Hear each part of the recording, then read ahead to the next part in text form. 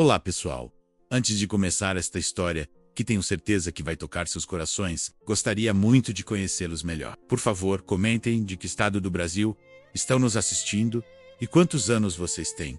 É lindo saber que pessoas de diferentes lugares se conectam através dessas histórias que todos nós vivemos de alguma forma.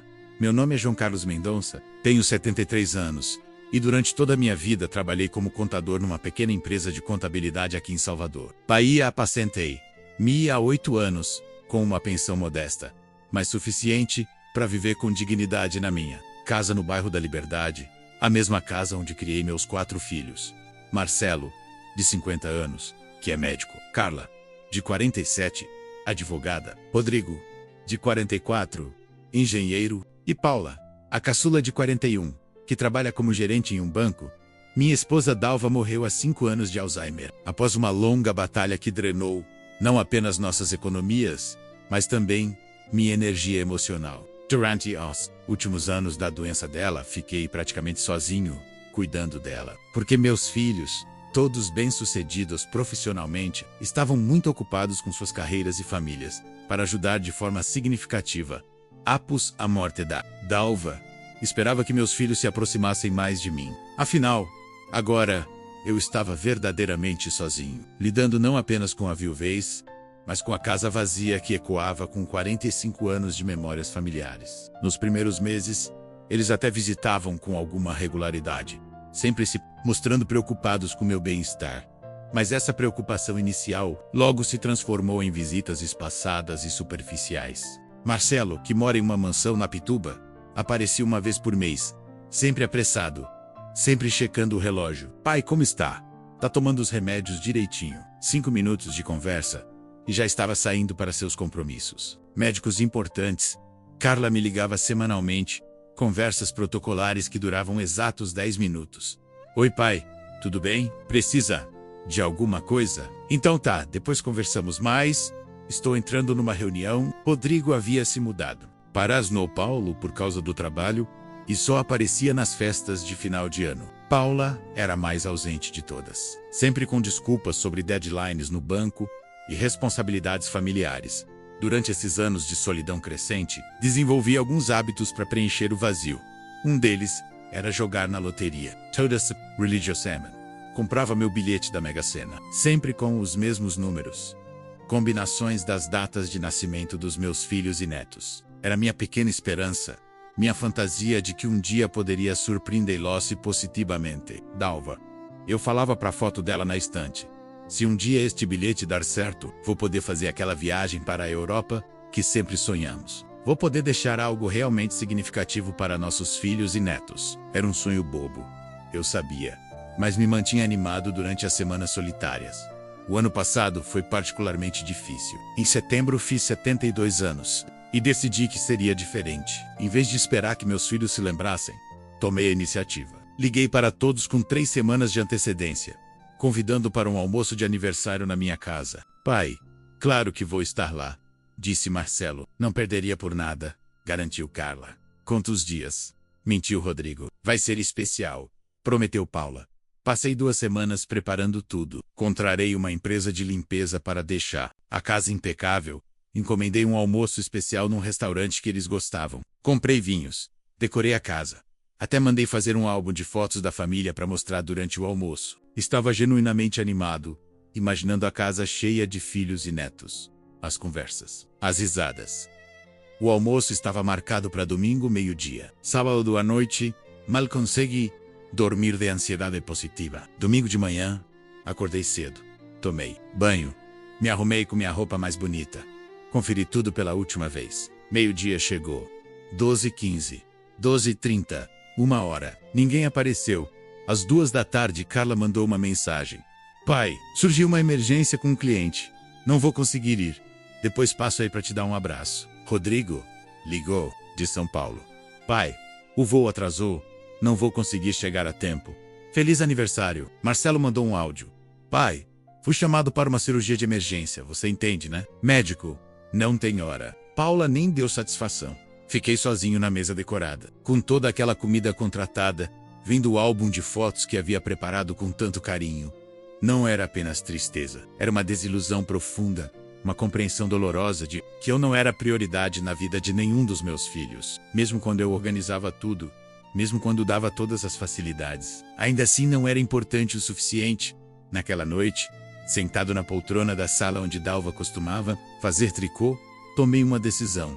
Ia parar de correr atrás de afeto que claramente não era correspondido. Se meus filhos queriam distância, eu ia respeitar. Não ia mais ligar constantemente, não ia mais tomar iniciativas para reunir a família, não ia mais me humilhar pedindo atenção. Os meses seguintes confirmaram minha suspeita. Quando parei de procurá-los, eles praticamente desapareceram da minha vida. Marcela apareceu uma vez porque precisava que eu assinasse alguns documentos como testemunha. Carla ligou no Dia dos Pais. Uma conversa de 3 minutos. Rodrigo e Paula simplesmente sumiram do mapa. Mas a vida continuava. Mantive minha rotina. Acordar cedo, ler jornal, fazer caminhada no parque, almoçar sozinho, assistir televisão à tarde, jantar cedo. E toda semana, sem falta, comprava meu bilhete da Mega Sena. Era minha única extravagância, meu único sonho, que ainda mantinha vivo em meio à solidão. Para a Mega da virada de dezembro, fiz algo diferente. Em vez de usar as datas dos meus filhos, decidi usar números que representavam minha própria história. Meu dia de nascimento, o dia que me formei em contabilidade, o dia que casei com Dalva, o dia que consegui meu primeiro emprego. Pela vez em anos, o bilhete era sobre mim, não sobre eles. Na noite do sorteio, estava sozinho em casa. Como sempre, o prêmio era de 588 milhões de reais. O maior da história. Quando começaram a anunciar os números, meu coração disparou. Primeiro era meu, o segundo também, o terceiro, o quarto, o quinto. Quando anunciaram o sexto e último número, igual ao do meu bilhete, senti uma tontura e precisei me sentar. Não consegui acreditar imediatamente. Reli o bilhete dezenas de vezes. Comparei com os números na televisão. Procurei na internet para confirmar. João Carlos Mendonça, contador aposentado de 73 anos, Javier Conrado, 588 milhões de reais, na Mega da Virada. Era surreal. Passei a noite acordado, segurando o bilhete, tentando processar o que havia acontecido. Durante anos sonhara com esse momento, imaginando como seria maravilhoso surpreender meus filhos, dar a eles segurança financeira, proporcionar aos netos oportunidades que talvez nunca tivessem. Mas agora que o momento havia chegado, eles estavam ausentes por escolha própria. Decidi não contar para ninguém, imediatamente. Queria pensar, planejar, entender como essa nova realidade mudaria minha vida. Durante uma semana, mantive segredo absoluto, continuando minha rotina normal como se nada tivesse acontecido. O bilhete premiado ficava guardado numa gaveta, como um segredo gigantesco. A notícia vazou quando fui à Caixa Econômica Federal iniciar o processo de recebimento. É impossível manter discrição com uma transação de quase 600 milhões de reais. No dia seguinte, minha foto estava estampada na primeira página de A Tarde. Contador aposentado de Salvador ganha maior prêmio da história da Mega da Virada. A reação foi instantânea e reveladora. Meu telefone começou a tocar às 6 da manhã. Marcelo foi o primeiro. Pai! Pai! Não acredito. Por que não me contou antes? Estou vindo aí agora. Sua voz transbordava uma emoção que eu não ouvi há anos. Não pela minha sorte, mas pelas possibilidades que isso abria para ele. Carla ligou chorando. Papai, que notícia maravilhosa! Sempre soube que o senhor merecia isso. Vou cancelar todos os compromissos e passar o dia com o senhor. Todos os compromissos que sempre eram mais importantes que visitar o pai foram magicamente cancelados. Quando 588 milhões entraram na equação, Rodrigo ligou de São Paulo. Pai, já tô comprando passagem. Chego aí hoje à noite. Que bênção para nossa família. Nossa família. Interessante como de repente voltamos a ser nossa família depois de meses praticamente sem contato. Paula apareceu na minha porta antes do Maiodeia, com flores e lágrimas nos olhos. Papi, estou tão emocionada. O senhor sempre foi um vencedor. E agora, o mundo todo reconhece isso. Ela me abraçou como não fazia desde criança. Imagina as coisas incríveis que podemos fazer. As viagens, os investimentos, as oportunidades para toda a família. Podemos, de repente tudo era podemos. Como se o prêmio fosse coletivo. Agora, me encantaria que se inscrevessem no nosso canal, se esta história está tocando vocês. E por favor me deixem saber nos comentários que nota dariam de 0 a 10 para esta história. Seus comentários e apoio significam muito para mim e me ajudam a continuar compartilhando essas histórias que nos conectam como família.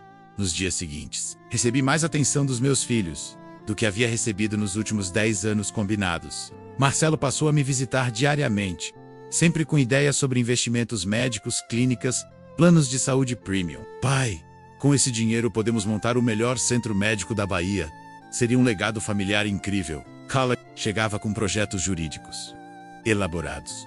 Papai, precisamos estruturar tudo legalmente, criar holdings, planejar impostos. Posso cuidar de toda a parte legal da família. Rodrigo voltou correndo de São Paulo com plantas de empreendimentos imobiliários.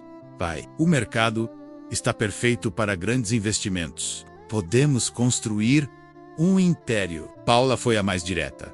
Papai, sempre sonhei em abrir minha própria consultoria financeira. Com o apoio do senhor, seria um sucesso garantido. É um investimento da família. Todos saímos ganhando. Saímos ganhando. Como era conveniente descobrir que meus sonhos pessoais coincidiam exatamente com as necessidades financeiras deles. O que mais me impressionou foi como eles começaram a incluir suas ambições profissionais como se fossem minhas prioridades naturais. Falávamos sobre nossos planos, nossas oportunidades. Sempre assumindo que minha função seria financiar os sonhos que eles nunca haviam compartilhado comigo, quando eram apenas sonhos. Não oportunidades lucrativas. Mas algo fundamental havia mudado em mim durante aqueles meses de abandono. A experiência de passar meu aniversário completamente esquecido, de viver meses sem contato significativo com meus filhos, havia me ensinado uma lição valiosa sobre meu próprio valor. Eu não era mais o pai desesperado por aprovação. E, atenção, 2 semanas após a notícia, quando a euforia inicial passou e eles começaram a pressionar por decisões concretas sobre investimentos e distribuição do dinheiro, reuni todos na minha casa. Eles chegaram ansiosos, provavelmente esperando que eu anunciasse como dividiria a fortuna entre eles. Filhos, comecei. Quero falar sobre uma data que talvez vocês tenham esquecido. 23 de setembro do ano passado. Vi confusão nos rostos. Pai, o que aconteceu nesse dia? Perguntou Marcelo. Foi o dia do meu aniversário de 72 anos. O dia que organizei um almoço especial e nenhum de vocês apareceu. O silêncio foi constrangedor. Carla tentou se justificar. Pai, mas surgiu aquela emergência. Carla, emergências existem, mas em 72 anos de vida, aprendi a diferença entre emergência real e prioridades mal escolhidas. Rodrigo protestou. Pai, mas o voo realmente atrasou. Rodrigo, você mora em São Paulo há 5 anos e me visitou quantas vezes? O ponto não é esse dia específico. Continuei. O ponto é que, depois daquele aniversário, decidi parar de correr atrás de vocês. E sabe o que aconteceu? Vocês desapareceram completamente. Até eu ganhar na loteria, eu era praticamente invisível para vocês. Paula tentou inverter a situação.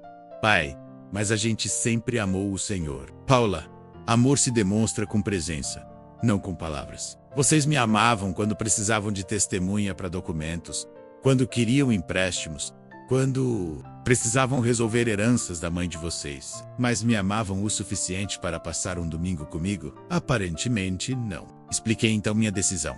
Parte do dinheiro seria usado para eu viver confortavelmente meus últimos anos, realizando sonhos que sempre tive, mas nunca pude custear. Outra parte seria destinada a instituições de caridade que cuidam de idosos abandonados, porque eu sabia exatamente como era essa sensação. O restante seria preservado para a herança futura. E nós, pai, não vamos receber nada agora? Perguntou Marcelo. Vocês vão receber o que sempre foram destinados a receber, herança após minha morte. Mas enquanto estou vivo, este dinheiro é meu, para realizar meus sonhos, não os de vocês.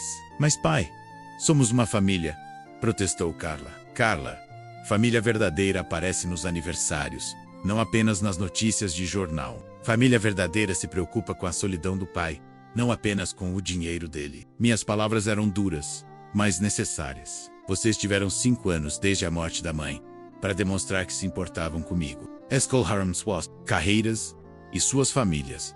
Respeitei essa escolha. Agora que tenho recursos, continuei. Vou escolher como usá-los. E escolho usá-los para minha própria felicidade, não para financiar negligência familiar. Rodrigo tentou argumentar. Pai, mas sempre trabalhamos muito para dar o melhor para nossas famílias. Rodrigo, Eu também trabalhei muito para dar o melhor para vocês. A diferença é que eu não abandonei vocês no processo. A rap foi de incredulidade e raiva mal disfarçada. Não conseguiam entender como eu podia ser egoísta com dinheiro que eles já consideravam parcialmente deles. Para eles, minha função como pai era financiar suas ambições. Mesmo depois de anos de negligência emocional, nos meses seguintes, tentaram várias estratégias para me fazer mudar de ideia. Marcelo trouxe meus netos para me visitar menos crianças, que mal me conheciam porque raramente vinham à minha casa menos, e falava sobre educação de qualidade, oportunidades futuras. Carla chegou com documentos legais, tentando me convencer sobre planejamento sucessório inteligente. Rodrigo fez várias viagens de São Paulo, sempre com novos projetos familiares, que, coincidentally, exigiam grandes investimentos iniciais. Paula foi a mais persistente, aparecendo semanalmente com novas propostas de parcerias entre pai e filha, em empreendimentos financeiros. Mas minha decisão estava tomada. Usei parte do dinheiro para reformar completamente minha casa, tornando-a confortável para minha idade. Contratei uma empresa de cuidados domiciliares para me ajudar com limpeza e compras. Comecei a viajar menos, algo que Dalva e eu sempre sonhamos fazer, mas nunca tivemos condições. Conchei a Europa. Visitei museus que só vi em livros, comi em restaurantes famosos, hospedei-me em hotéis luxuosos. Cada viagem era uma afirmação de que eu merecia aproveitar meu dinheiro, de que tinha o direito de ser feliz, independente da aprovação dos meus filhos.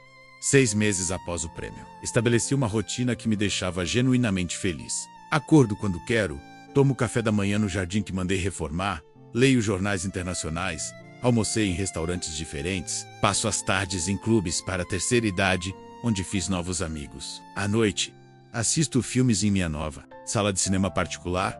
Meus filhos ainda tentam me convencer ocasionalmente, mas com menos intensidade. Marcelo percebeu que não vai conseguir financiamento para sua clínica particular e está buscando investidores externos. Carla aceitou que não vai ser a advogada da fortuna familiar e voltou a focar em seus próprios clientes. Rodrigo retornou para São Paulo permanentemente. Paula finalmente entendeu que vai ter que abrir sua consultoria com recursos próprios. Curiosamente, essa independência forçada os fez crescer profissionalmente, de maneiras que talvez não crescessem se eu continuasse facilitando tudo. Marcelo se tornou um médico mais empreendedor, buscando soluções criativas para seus projetos. Carla expandiu sua clientela e se especializou em áreas mais lucrativas. Paula fez cursos de capacitação e conseguiu uma promoção significativa no banco.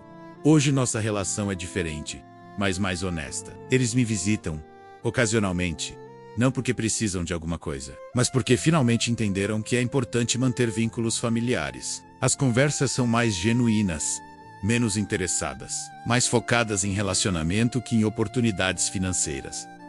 No meu último aniversário, de 73 anos, todos apareceram. Não trouxeram projetos de investimento, apenas presentes. Simples e sua presença. Fizemos um almoço tranquilo. Conversamos sobre memórias da infância deles, sobre planos pessoais genuínos. Foi o melhor aniversário que tive em anos.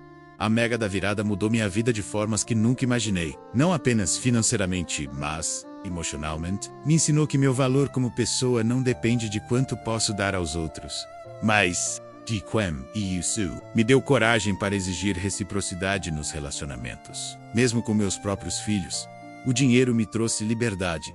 Não a liberdade de comprar afeto, mas a liberdade de viver sem precisar mendigar atenção. Me permitiu descobrir que posso ser feliz, independente da aprovação familiar. Que posso ter relacionamentos baseados em respeito mútuo, não em necessidade financeira. Severamente, ter 588 milhões na conta é confortável. Mas descobrir que não preciso da validação dos meus filhos para ser feliz foi o prêmio mais valioso. Aprendi que é melhor estar sozinho com dignidade que rodeado de pessoas interesseiras, mesmo que essas pessoas sejam minha própria família.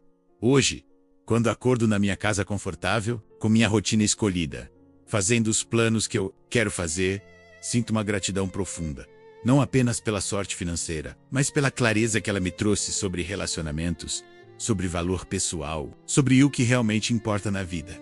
Esta é minha história, uma história sobre sorte, família e autodescoberta. Espero que encontrem nela a inspiração para valorizar a si mesmos e para nunca aceitar migalhas emocionais de ninguém, nem mesmo de quem deveria amá-los incondicionalmente. Porque às vezes, os maiores prêmios da vida não vêm em dinheiro, mas em autoconhecimento e dignidade pessoal.